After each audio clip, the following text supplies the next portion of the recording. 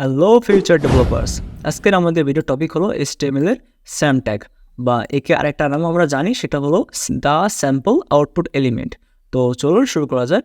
তো SAMP tag দিয়ে actually আপনি কী করতে পারবেন? তো আমি যদি এর ডেফিনেশন আপনাকে দিই, তাহলে সাপোজ ধরুন আপনি একটা কম্পিউটার প্রোগ্রাম ইউজ করতেছেন এবং সেই কম্পিউটার প্রোগ্রাম থেকে আপনাকে যে আউটপুট দেওয়া হচ্ছে সেই আউটপুটটা আপনি আপনার ব্রাউজারে শো করাবেন। এখন এই আউটপুটটা ব্রাউজারে শো করানোর জন্য আমাদের একটা ট্যাগই আছে, যে এই ট্যাগের নাম হলো SAMP ট্যাগ।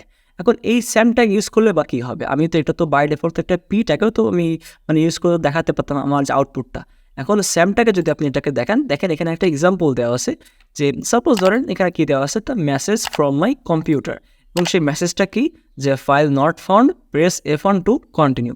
এই যে জিনিসটা এভাবে শো করতেছে, এই জিনিসটা শো করতেছে শুধু যখন আপনি এই টেক্সটটাকে SAMP ট্যাগের মধ্যে দিবেন।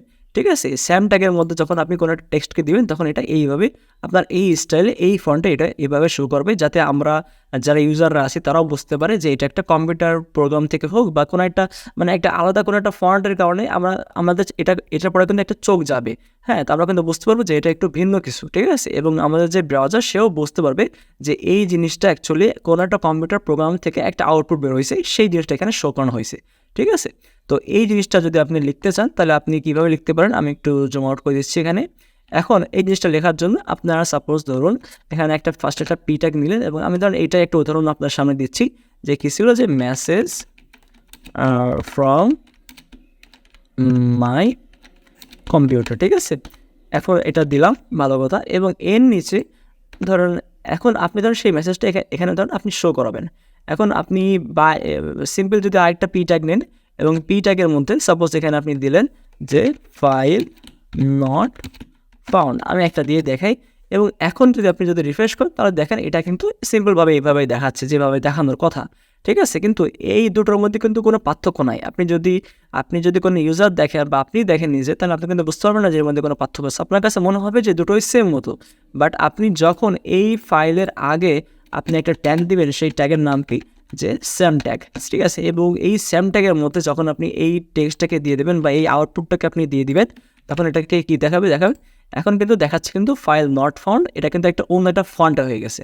ঠিক আছে? সো এইভাবে আপনার পাশে যদি একটা থাকে, যেমন ধরেন প্রেস F1 টু কন্টিনিউ, এটাও আমরা নিয়ে আসতেছি এখানে, এবং এটাও আমরা এখানে আরেকটা SAMP ট্যাগ নিচ্ছি এবং নিয়ে এর মধ্যে এটাকে আমরা দেখাতে পারি। এবং দেখালে এটা কিন্তু এইভাবে শো করতেছে যে ফাইল নট ফাউন্ড, আর এটা কি, প্রেস F1 টু কন্টিনিউ। ঠিক আছে? এখন এখানে দেখেন, এখানে আমি যে ডেফিনেশনটা দিলাম, এখানেও কিন্তু সেই সেম ডেফিনেশনে দেওয়া আছে, যে SAMP ট্যাগ দিয়ে আপনি একটা কম্পিউটার প্রোগ্রামের আউটপুটটাকে দেখাতে পারেন বা ডিফাইন করতে পারবেন। ঠিক আছে? এবং এখানে একটা কথা দেওয়া আছে, যে দেখেন এখানে কিন্তু দুটোর যে ফন্ট, এটা কিন্তু সেম না। কিন্তু কেন সেম না? বিকজ এখানে দেওয়া আছে যে SAMP ট্যাগের মধ্যে যখন আপনি কোনো একটা আউটপুটকে বা কোনো একটা টেক্সটকে শো করাবেন, তখন সেটা ব্রাউজারের যে ডিফল্ট মোনোস্পেস ফন্ট থাকে, সেই ফন্টে এটা শো করবে। কী ফন্ট বললাম? ব্রাউজারের মোনোস্পেস ফন্ট, বা ধরেন ওটা তো ব্রাউজার ডিফল্ট মোনোস্পেস ফন্ট, কিন্তু এটার অ্যাকচুয়াল নাম হচ্ছে হলো মোনোস্পেস ফন্ট। ঠিক আছে? এই মোনোস্পেস ফন্টে আপনার এই SAMP ট্যাগের মধ্যে যা দিবেন বা যে আউটপুটটা দিবেন, সেটা এই মোনোস্পেস ফন্টে আপনাকে শো করানো হবে। ঠিক আছে? তো মোটামুটি তাহলে এখন থেকে যদি কখনও যদি আপনি কোনো প্রোগ্রামের বা কম্পিউটার প্রোগ্রামের যখন কোনো আউটপুট দেখাবেন, তো অবশ্যই সেটাকে এই SAMP ট্যাগের মধ্যে নেবেন, যাতে ব্রাউজার বুঝতে পারে যে এই যে টেক্সটটুকু এখানে দেওয়া আছে বা এই যে আউটপুটটা এখানে দেওয়া আছে, এটা কোনো একটা কম্পিউটার প্রোগ্রামের একটা আউটপুট। ঠিক আছে? এবং যারা ইউজার তারাও যেন একটু বুঝতে পারে যে এটা একটু ভিন্ন কিছু, যেটা আমরা পড়লে বুঝতে পারবো। ঠিক আছে? তো এটাই ছিল মোটামুটি HTML SAMP ট্যাগ। আশা করি সবাই বুঝতে পারছেন। তাহলে আজকে এখানেই থাক। ইনশাআল্লাহ পরের ভিডিওতে দেখা হবে। আল্লাহ হাফেজ।